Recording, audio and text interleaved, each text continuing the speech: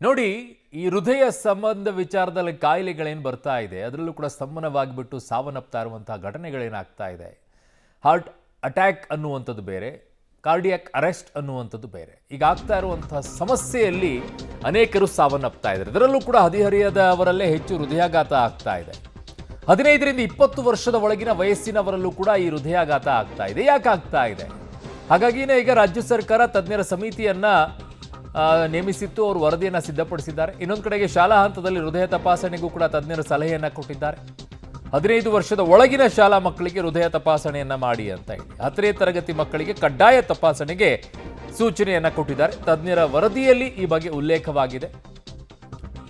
8ರಿಂದ 8, 9, 10 ಈ ತರಗತಿಯಲ್ಲಿರುವಂಥ ವಿದ್ಯಾರ್ಥಿಗಳ ತಪಾಸಣೆಯನ್ನು ಮಾಡೋದು ಬಹಳ ಸೂಕ್ತ ಅಂತ ಕಾಣಿಸುತ್ತೆ. ಬರೀ 10ನೇ ತರಗತಿ ಬೇಡ, 8, 9, 10 ಇವೆಲ್ಲ ಇಟ್ಕೊಳ್ಳಿ. ಇಲ್ಲ 9, 10 ತರಗತಿಯನ್ನಾದರೂ ಇಟ್ಕೊಳ್ಳೋದು ಒಳ್ಳೆಯದು. ಬಟ್ ತಜ್ಞರು ಅವ್ರದ್ದೇ ಆದಂಥ ಲೆಕ್ಕಾಚಾರ ಹಾಕಿರ್ತಾರೆ. ಈಗ ಶಾಲಾ ಹಂತದಲ್ಲಿ ಹೃದಯ ತಪಾಸಣೆಗೆ ತಜ್ಞರು ಸಲಹೆಯನ್ನು ಕೊಟ್ಟಿದ್ದಾರೆ. It's A good initiative. ಕೇವಲ ಸ್ಕೂಲ್ಗಳಷ್ಟೇ ಯಾಕೆ, ಕಾಲೇಜ್ಗಳ ಮಟ್ಟದಲ್ಲೂ ತಗೊಳ್ಳಿ, ಅದರ ಮಧ್ಯೆ ಡಿಗ್ರಿ ಕಾಲೇಜ್ಗಳಲ್ಲೂ ತಗೊಳ್ಳಿ, ಮಾಸ್ಟರ್ ಯೂನಿವರ್ಸಿಟಿಗಳಲ್ಲೂ ಕೂಡ ಚೆಕ್ ಮಾಡಿಸಿ. ಅವರವ್ರು ಚೆಕ್ ಮಾಡಿಸ್ಕೊಳ್ಬೇಕು.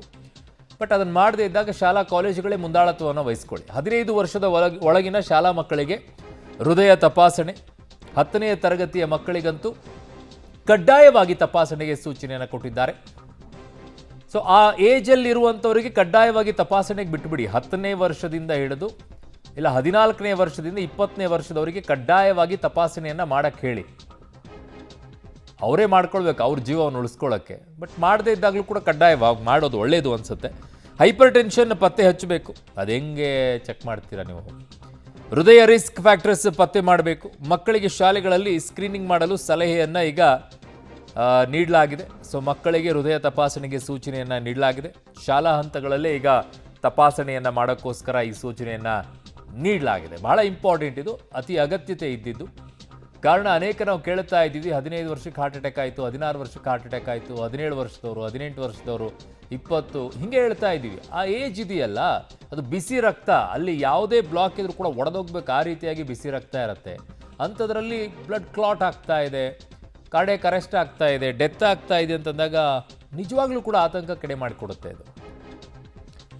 ನನ್ನ ಸಹೋದ್ಯೋಗಿ ಈಗ ಲೋಕೇಶ್ ನನ್ನ ಸಂಪರ್ಕಕ್ಕೆ ಸಿಗ್ತಾ ಇದ್ದಾರೆ ಮೆಟ್ರೋ ಬ್ಯೂರೋಯಿಂದ. ಲೋಕೇಶ್, ಈಗ ನಿಜಕ್ಕೂ ಕೂಡ ಇದು ಗುಡ್ ಇನಿಷಿಯೇಟಿವ್ ಅಂತ ಅನಿಸ್ತಾ ಇದೆ. ಈ ರೀತಿಯಾಗಿ ತಪಾಸಣೆಯನ್ನು ಮಾಡಿಸಬೇಕಾಗಿರುವಂಥದ್ದು ಕಡ್ಡಾಯವಾಗಿ ಕೇವಲ SLC ಅವರಿಗೆ ಅಷ್ಟೇ ಯಾಕೆ, 10ನೇ ತರಗತಿ ಅಷ್ಟೇ ಯಾಕೆ, PUC ಮತ್ತು ಡಿಗ್ರಿಯಲ್ಲಿರೋರಿಗೂ ಮಾಡಬೇಕು. ಕಾರಣ ಆ ಏಜ್ ಗ್ರೂಪಲ್ಲಿರೋರೇ ಅತಿ ಹೆಚ್ಚಾಗಿ ಡೆತ್ ಆಗ್ತಾ ಇರುವಂಥ ವರದಿಗಳು ಬರ್ತಾ ಇದೆ.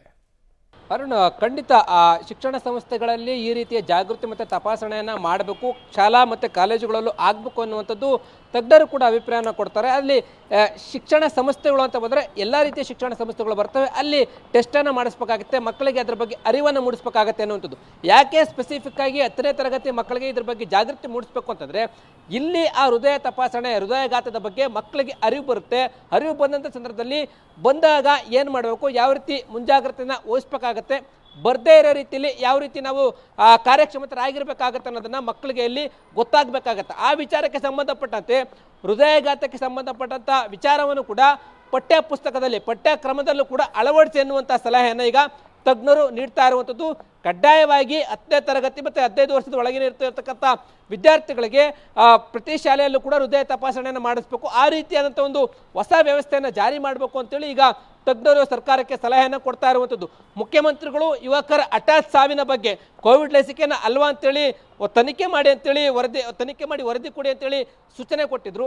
ಆ ಒಂದು ವರದಿಯನ್ನು ಈಗಾಗಲೇ ತಯಾರು ಮಾಡಿದರೆ, ತಯಾರು ಮಾಡಿದ ಸಂದರ್ಭದಲ್ಲಿ ಏನೆಲ್ಲ ಮುಂಜಾಗ್ರತೆ ಕ್ರಮಗಳನ್ನು ತೆಗೆದುಕೊಳ್ಬೇಕಾಗುತ್ತೆ ಹೃದಯಾಘಾತಗಳನ್ನು ತಡೆಯೋದಕ್ಕೆ. ಅದರಲ್ಲಿ ಮೊದಲನೇದಾಗಿ ಒಂದು ಶಾಲೆಗಳಲ್ಲಿ ಇದ್ರ ಬಗ್ಗೆ ಅರಿವನ್ನು ಮೂಡಿಸಬೇಕು ಮತ್ತು ಮಕ್ಕಳಿಗೆ ಹೃದಯ ತಪಾಸಣೆ ಆಗಬೇಕು ಅಂತೇಳಿ ಸಲಹೆಯನ್ನು ತಜ್ಞರು ಕೊಟ್ಟಿರುವಂಥದ್ದು. ಅರುಣ್, ಓಕೆ, ಒಂದು ಕಡೆಗೆ ಈ ತಪಾಸಣೆಯನ್ನು ಮಾಡ್ತಾರೆ. ಬಟ್ ಅತಿ ಹೆಚ್ಚಾಗಿ ನಮ್ಮಲ್ಲಿ ಬೇಕಾಗಿರುವಂಥದ್ದು ಪ್ರಾಕ್ಟಿಕಲ್ ಆಗಿ ನನ್ನ ಜೊತೆಗಿರುವಂಥ ನನ್ನ ಸಹೋದ್ಯೋಗಿಗೋ ಅಥವಾ ನನ್ನ ಗೆಳೆಯನಿಗೋ ಯಾವುದೋ ಒಂದು ಹಾರ್ಟ್ ಅಟ್ಯಾಕ್ ಆಯಿತು ಅಂತಂದಾಗ ಇಮ್ಮಿಡಿಯೇಟ್ ಆಗೋದಕ್ಕೆ ಹೇಳ್ಕೊಡ್ಬೇಕಾಗಿರುವಂಥದ್ದು CPR ಹೇಗೆ ಮಾಡಬೇಕು ಅಂತ ಹೇಳಿ. ಇದೇ ಬಹುತೇಕವಾಗಿ ನಮ್ಮಲ್ಲಿರುವಂಥ ಸ್ಕೂಲ್ಗಳಲ್ಲೂ ಗೊತ್ತಿಲ್ಲ, ಕಾಲೇಜ್ಗಳಲ್ಲೂ ಕೂಡ ಗೊತ್ತಿಲ್ಲ. ಇದರ ಬಗ್ಗೆ ಯಾಕೆ ಹೆಚ್ಚಿನ ಒತ್ತನ್ನು ಸರ್ಕಾರ ಕೊಡ್ತಾ ಇಲ್ಲ? ಶಾಲಾ ಕಾಲೇಜುಗಳಲ್ಲಿ CPR ಮಾಡೋದು ಹೇಗೆ ಅನ್ನುವಂಥದ್ದನ್ನು ವಿದ್ಯಾರ್ಥಿಗಳಿಗೆ ಕಲಿಸ್ಕೊಡುವಂಥ ಕೆಲಸವನ್ನು ಮಾಡಬೇಕಲ್ವಾ? ಆ ನಿಟ್ಟಿನಲ್ಲಿ ತಜ್ಞರು ಹೇಳಿಲ್ವಾ?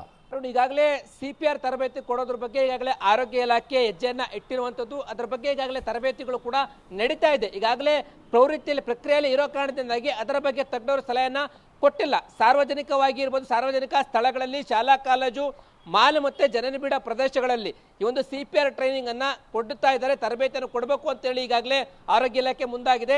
ಇಡೀ ರಾಜ್ಯಾದ್ಯಂತ 100% CPR ತರಬೇತಿಯನ್ನ ಕೊಡ್ತೀವಿ ಅಂತೇಳಿ ಈಗ ಆರೋಗ್ಯ ಇಲಾಖೆ ಮುಂದಕ್ಕೆ ಹೊರಟಿದೆ. ಈಗಾಗಲೇ ಅದು ಪ್ರಗತಿಯಲ್ಲಿ ಇರುವಂಥದ್ದು ಅರುಣ್. ಆ ಕಾರಣಕ್ಕೋಸ್ಕರ CPR ಮಾಡೋದ್ರ ಬಗ್ಗೆ, ತರಬೇತಿ ಕೊಡೋದ್ರ ಬಗ್ಗೆ ತಜ್ಞರು ಈ ವರದಿಯಲ್ಲಿ ಉಲ್ಲೇಖ ಮಾಡಿಲ್ಲ. ಈಗಾಗಲೇ ದಿನೇಶ್ ಗುಂಡೂರಾವ್ ಅವರು ಕೂಡ 100% CPR ಅನ್ನ ರಾಜ್ಯಾದ್ಯಂತ ನಾವು ಸಾಧಿಸಬೇಕಾಗುತ್ತೆ, ಆ ನಿಟ್ಟಿನಲ್ಲಿ ಕೆಲಸವನ್ನ ಮಾಡಬೇಕು ಅಂತೇಳಿ ಕಮಿಷನರ್ಗೆ ಮತ್ತೆ ಪ್ರಧಾನ ಕಾರ್ಯದರ್ಶಿಗಳಿಗೆ ಸೂಚನೆಯನ್ನು ಕೊಟ್ಟು ಈಗಾಗಲೇ ಅದು ಪ್ರಗತಿಯಲ್ಲಿ ಇರುವಂಥದ್ದು ಅರುಣ್. ಓಕೆ, ಹಾಗೆ ಸಂಪರ್ಕದಲ್ಲಿ ಲೋಕೇಶ್, ವಾಪಸ್ ಬರ್ತೀನಿ ನಿಮ್ಮ ಹತ್ರ. ಇದೊಂದು ಒಳ್ಳೆ ಇನಿಷಿಯೇಟಿವ್ನ ತೆಗೆದುಕೊಂಡಿದ್ದಾರೆ. ಈಗ ಹೈಸ್ಕೂಲ್ ಮಕ್ಕಳಿಗೆ ಹೃದಯ ತಪಾಸಣೆಯನ್ನು ಮಾಡೋದು. ನನ್ನ ಸಲಹೆ ಅದರಲ್ಲಿ ಹೈಸ್ಕೂಲ್ ಅಷ್ಟೇ ಅಲ್ಲ, PUC ಡಿಗ್ರಿಯಲ್ಲಿರುವಂಥವ್ರಿಗೆ ಆಗಬೇಕು. ರಾಜ್ಯದಲ್ಲಿ ಹೃದಯಾಘಾತಕ್ಕೆ ಸರಣಿ ಸಾವಾಗ್ತಾ ಇರೋದು.